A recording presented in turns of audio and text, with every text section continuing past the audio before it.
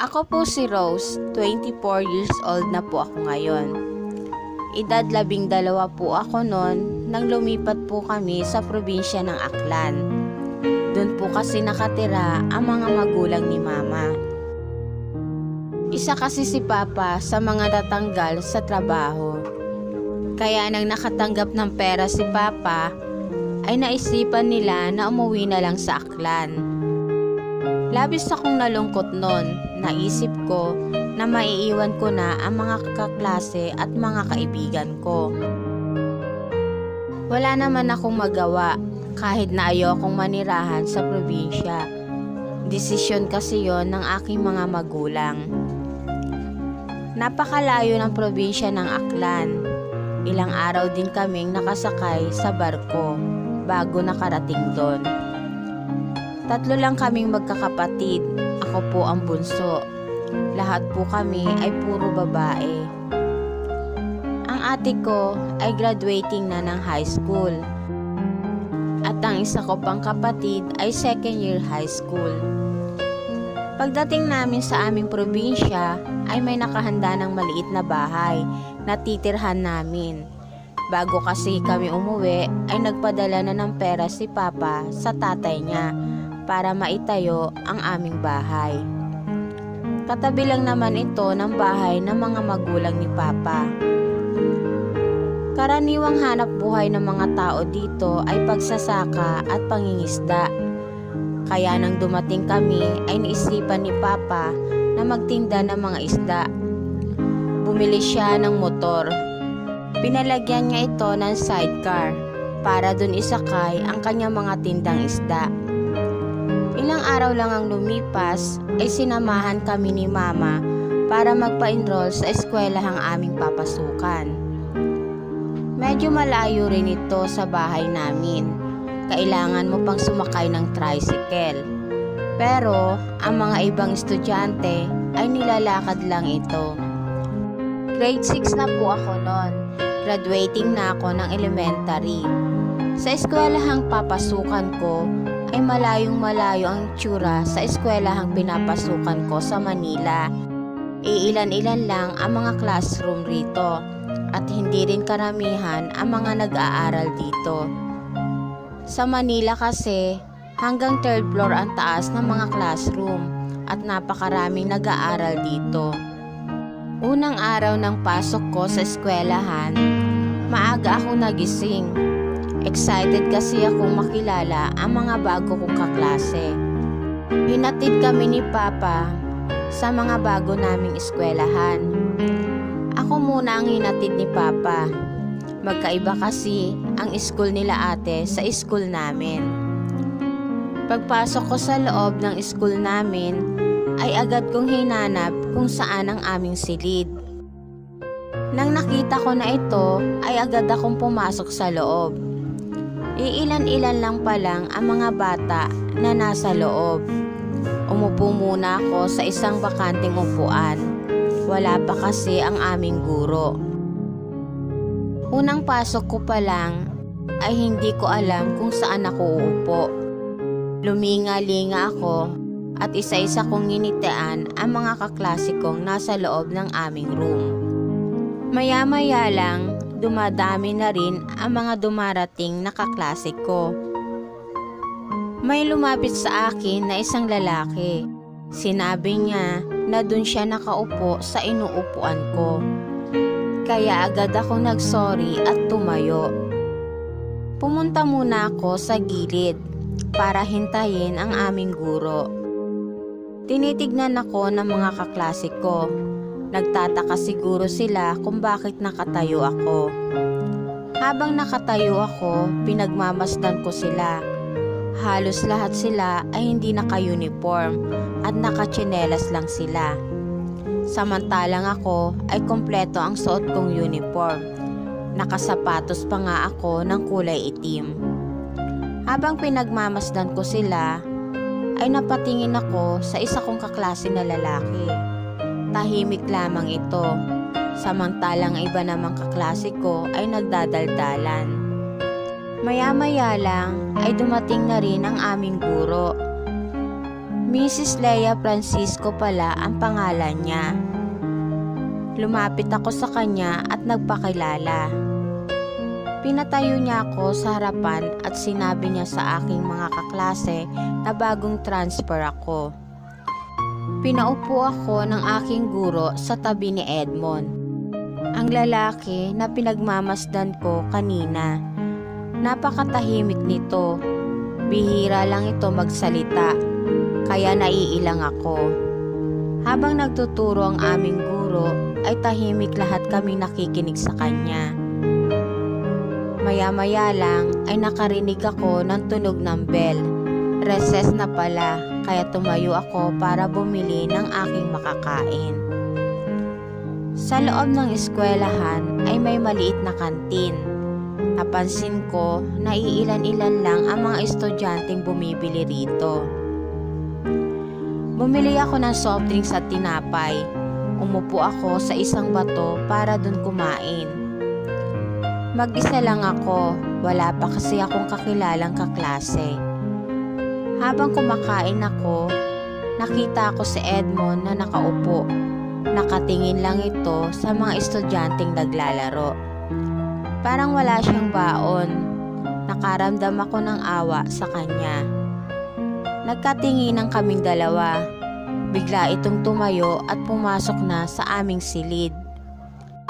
Maghapon ang pasok namin. Sa tanghali ay sinusundo ako ni Papa para sa bahay namin ako mananghalian. Alauna naman ng hapon ay babalik uli ako sa school namin. Ang mga ibang nag-aaral doon ay hindi na umuuwi. Nagbabaon na lang sila ng pagkain nila. Mga ilang linggo na rin ang lumipas ay marami na rin akong naging mga kaibigan. Araw ng pagsusulit namin, napatingin ako kay Edmond. Nakita ko na nawala na ng tinta ang kanyang ballpen, kaya natigil ito sa pagsusulat. Dali-dali kong kinuha ang isa kong ballpen sa bag at ibinigay ko ito sa kanya. Nahihiya siyang kinuha ito. Nang natapos na ang aming exam, ay agad niya itong ibinalik sa akin. Hindi ko ito kinuha. Sinabi ko sa kanya na kanya na lang yon. Tumalikod na ito, ni hindi man lang nagpasalamat. Naririnig ko sa mga usapan ng mga kaklase ko na suplado raw si Edmond. Hindi raw ito marunong makipagkaibigan. May mga gabing naiisip ko siya, naaawa ako sa kanya. Simula nang pumasok ako sa eskwelahan na yon, ay hindi ko man lang siya nakitang tumawa. Laging seryoso ang kanyang mukha. Araw-araw ay excited akong pumasok. Gustong-gusto ko siya makita kahit nasuplado siya. Pogi si Edmond, maganda ang kanyang mga mata at matangos ang kanyang ilong. Parang nagka-crush na ako sa kanya. Isang araw, hapon noon, kahit alas 4 pa lang ng hapon, ay madilim na sa paligid. Senyales na may darating na malakas na ulan. Kaya nagmadali akong sumakay sa motor ni Papa. Habang nasa kaligitnaan na kami ng biyahe, nakita ko si Edmond na naglalakad. Sinabi ko kay Papa na isakay niya si Edmond. Umaambon na kasi ng mga oras na yon. Tinawag ko si Edmond. Sinabi ko na sumakay na siya. Lumingon lamang ito sa amin at tumakbo na ito palayo. Sinabi ko kay Papa na nahiya siguro siya kaya tumakbo. Lumakas na ang ulan, labis ako nag-alala. Baka kasi nabasa na siguro siya ng malakas na ulan, ang sabi ko sa isip ko.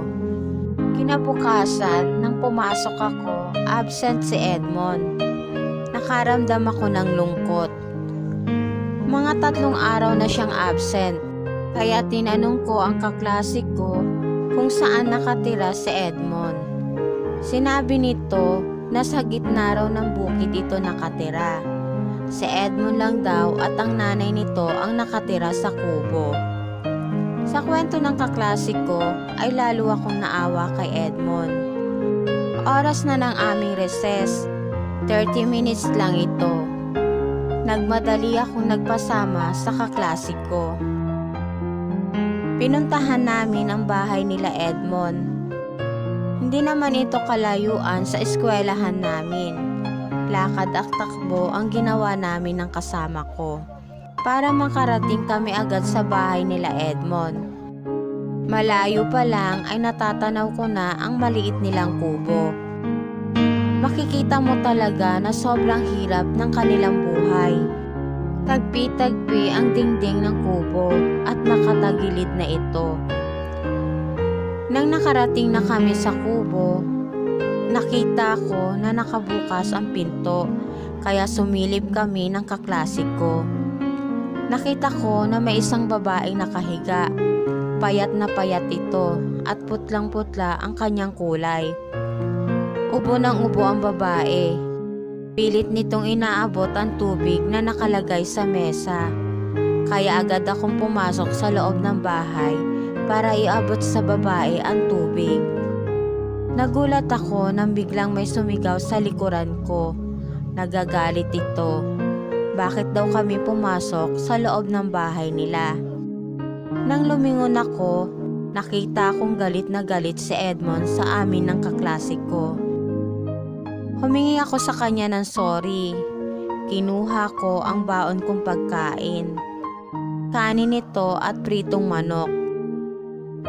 Nakita ko kasi sa ibabaw ng mesa na asin lang at kanin ang nasa ibabaw. Ibibigay ko sana ito kay Edmond nang bigla niyang tinabig ang aking kamay. Kaya tumapon ang pagkaing ibibigay ko sana sa kanya.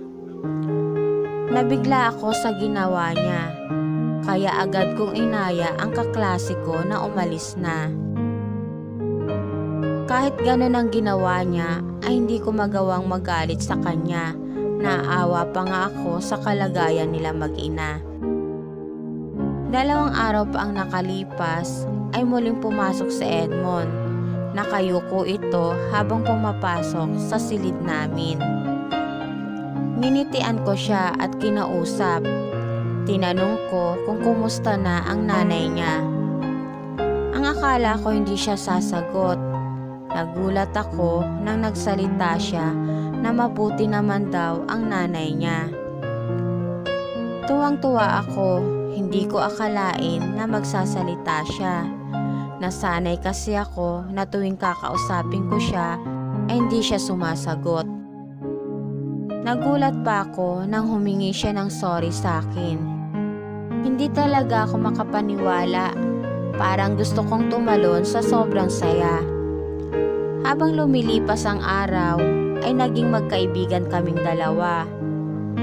Noong una ay nahihiya siya pag nililibre ko siya. Pero nung naging close na kaming dalawa ay tinatanggap na rin niya ang mga binibigay ko sa kanya. Simula nang naging malapit kami sa isa't isa ay nakikihalubilo na rin si Edmond sa mga kaklase namin. Nakikipagkwentuhan na at nakikipaglaro. At nakikipagpalitan na rin siya ng mga biro sa mga kaklase namin. Nalulungkot ako sa tuwing uma-absent siya. Kwento sa akin ni Edmond na laging may sakit ang nanay niya, kaya lagi siyang absent. Isang araw, nagulat kaming lahat sa sinabi ng teacher namin na patay na raw ang nanay ni Edmond. Sa narinig ko ay napaluha ako. Labis akong naawa kay Edmond. Inisip ko na paano na kaya siya. Sinabi ko kay Papa ang nangyari sa nanay niya. Nagpunta kami sa burol ng nanay ni Edmond. Nakita ko si Edmond na nakaupo. Malungkot na malungkot ito. Namumugto ang mga mata niya sa kaiiyak. Lumapit ako sa kanya. Umiyak siya ng umiyak nang nakita niya ako. Kaya napaiyak na rin ako sa sobrang awa sa kanya. Buti na lang ay may mga mababait na tumutulong kay Edmond. Sila ang nag-aasikaso sa burol ng nanay niya. Sinabi sa amin ni Edmond na darating ang kapatid ng nanay niya at isasama raw siya nito sa Manila. Parang gumuho ang mundo ko nang narinig ko yon. Ayokong umalis siya. Maya-maya lang, inaya na ako ni Papa na umuwi na. Ayoko pang umuwi ng mga oras na yon. Wala naman akong magawa kundi sundin si Papa. Araw ng libing ng nanay ni Edmond, halos lahat kami magkaklase at ang aking guro ay nakipaglibing. Iyak nang iyak si Edmond. Gusto ko siyang lapitan, kaya lang naunahan ako ng hiya. Marami kasing taong nakapaligid sa kanya, kaya pinagmamasdan ko na lang siya sa malayo. Nang matapos ng mailibing ang nanay ni Edmond, ay lumapit ako sa kanya para magpaalam. Tumango lamang ito at tumalikod na siya. Araw ng Sabado noon, paalam ako kay nanay na pupunta sa bahay nila Edmond. Agad naman itong pumayag. Pagdating ko sa bahay nila Edmond, kita ko ang isang babae. Kamukha ito ng nanay ni Edmond. Kaya naisip ko na siya siguro yung kapatid ng nanay nito. Nakita kong lumabas siya sa pinto ng bahay nila. May bitbit siyang isang bag. Nagulat siya nang nakita niya ako. Tinanong ko kung saan siya pupunta. Sinabi niya na isasama na raw siya ng tiyahin niya. Nang narinig ko yon, tumulo ang mga luha ko. Kahit bata pa kasi ako, naramdaman kong nagkagusto na ako sa kanya. Sinabi niya sa akin na susulatan niya ako palagi.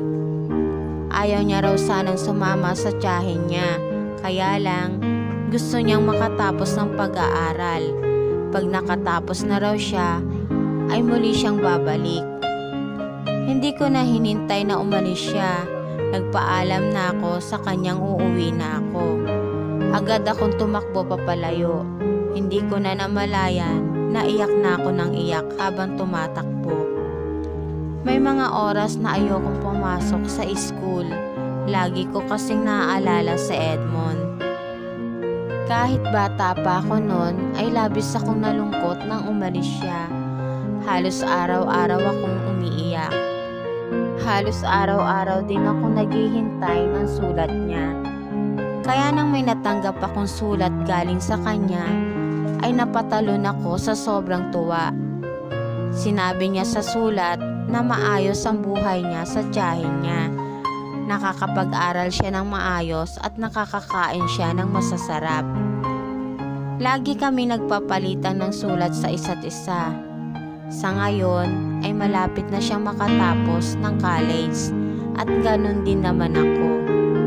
Nangako siya sa akin na babalik siya. Kaya hanggang ngayon ay hinihintay ko pa rin ang pagbabalik niya. At dito na po nagtatapos ang aking kwento. Salamat